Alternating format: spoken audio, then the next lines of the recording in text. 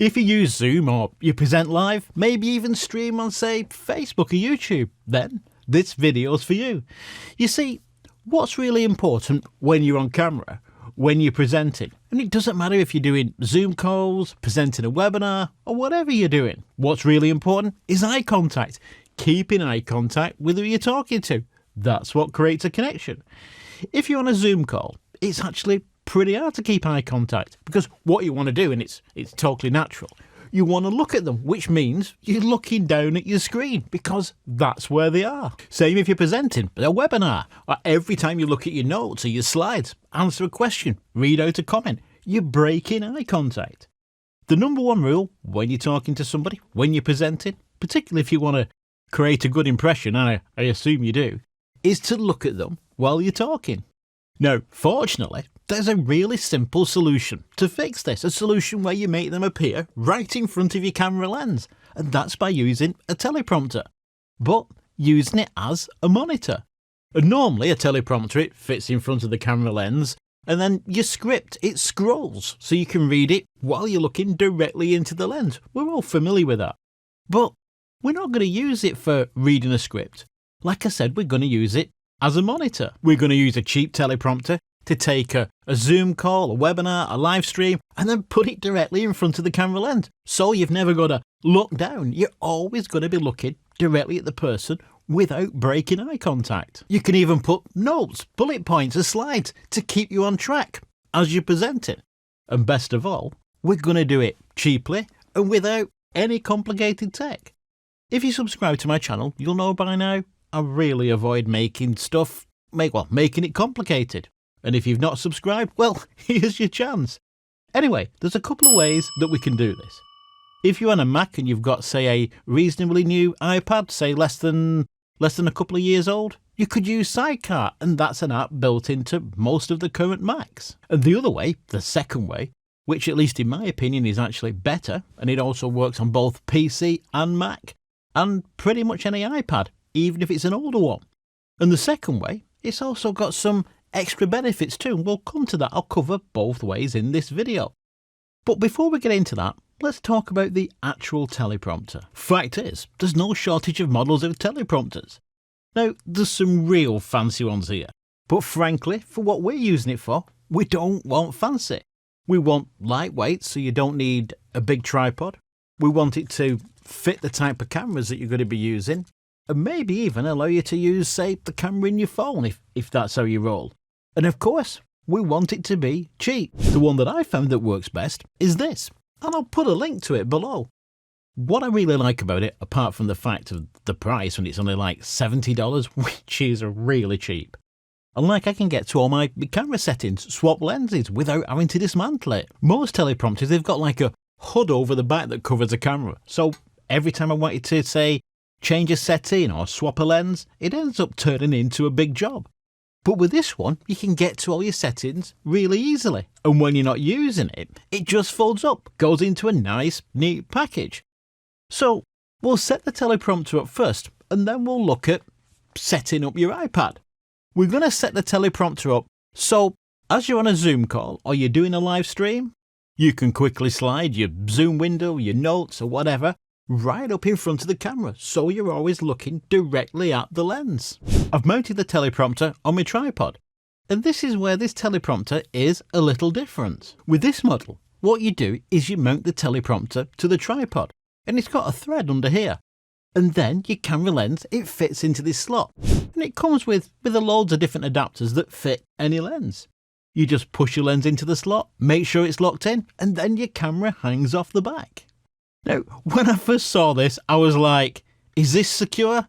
Well, I've tested it, and I've had no issues. Now, of course, you wouldn't want to be hanging a huge cinema camera with a great big lens off the back, but if you're using a camera, something like this, you're going to be just fine. This teleprompter, is designed to take an iPad mini, but I don't have an iPad mini.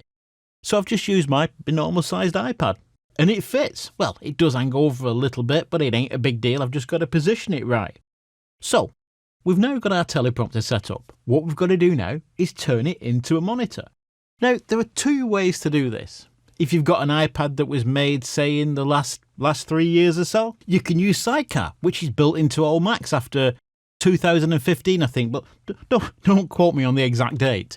But if you've got an older iPad or an older Mac, don't worry. The second option I'm going to show you will likely work, and we'll come to that. So to set the iPad up, I'm going to connect it to my Mac with a USB cable. Now I could use Wi-Fi, but I always prefer to connect using a USB cable. You get a better connection with a cable, and then you're not worried about your iPad running out of charge. So if you can, use a cable. Then we need to open up System Preferences.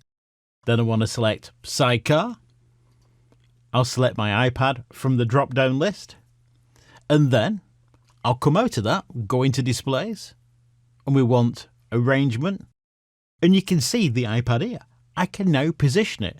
And it makes logical sense to stick it here at the top because our teleprompter is going to be above our monitor.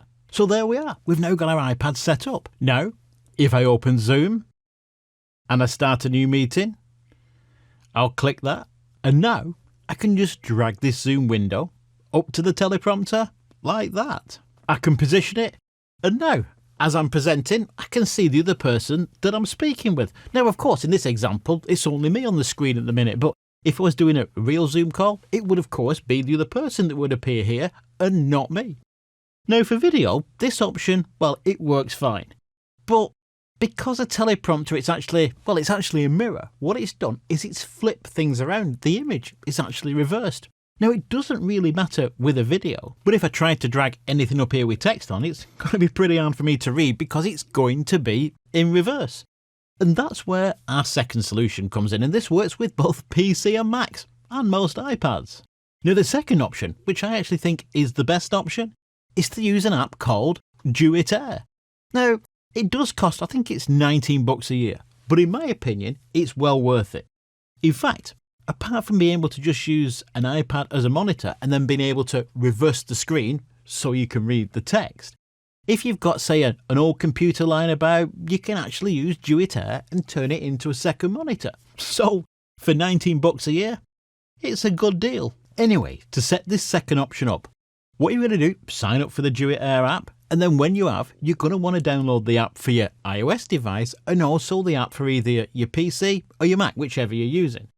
Now, the Duet Air app has got to be running on both your iOS device and also on your computer. So, I've already downloaded and installed the app, and I've connected my iPad to my computer using a USB cable. And like I've said, you can do it wirelessly, but cable is always going to be better. Now, what I've got to do now is I've got to flip the screen on the iPad, turn it into teleprompter mode, so everything is the right way around. Now, you want to do this before you launch the Duet Air app on your computer. So, I'll launch the iPad app, and then here, under the settings, that's the little cog, I want to hit the teleprompter mode, and then select mirror, just like that. And now, we've got the iPad sorted. I'll open up the Duet Air on my computer, and then set it running. Now, in my case, it connects to my iPad straight away and loads my last settings, the last settings that I used, and it's already in teleprompter mode because that's what I used last, and it remembers. But the first time you log in, you're going to have to create a username and a password and all that kind of stuff and set up the teleprompter app. But it's pretty easy to do. So when we've got Duet set up and running on my iPad and my computer, we need to make sure it's set up in the correct position in our display settings, like we did with the first option. I'll open up System Preferences, then Displays, and make sure the iPad is here at the top above my monitor, like that. And like before, when we use Sidecar, I could open up Zoom, start a new meeting, and I'll click on that, and then drag the screen up here to the teleprompter. And now I'm looking through the lens when I'm talking on Zoom. And because we've flipped this text using teleprompter mode in Duet, if I wanted to, say, open up the Zoom chat window and position it on the iPad, on the screen, on the monitor in front of the lens, I could. Now, of course, it doesn't have to be Zoom. Could be a webinar, Facebook, YouTube Live, whatever. It all works just the same. And if you want to take this one step further, take it to the next level, you should think about using Ecamm. Now, this is a Mac-only solution. Ecamm only works on Macs. But you can use Ecamm not only as a standalone application for doing lives, webinars, even recording videos. You can use it with programs like Zoom or Microsoft Teams. In fact, I did a video on using Ecamm with Zoom, and I'll put a link up here if you want to watch it. So I've got Ecamm running here, and if I go up here to Window and then come down to Program, I've now got a duplicate window here that's mirroring my main screen. And again, I'll just drag this window up like we did with the Zoom call, and now you can see me presenting. But what's really cool, as I'm presenting, as I'm sharing, say, a PDF, a slide deck in Ecamm, I can see it in the monitor, right in front of the camera. Well, there you are. I hope this helps you present better. So until next time, bye for now.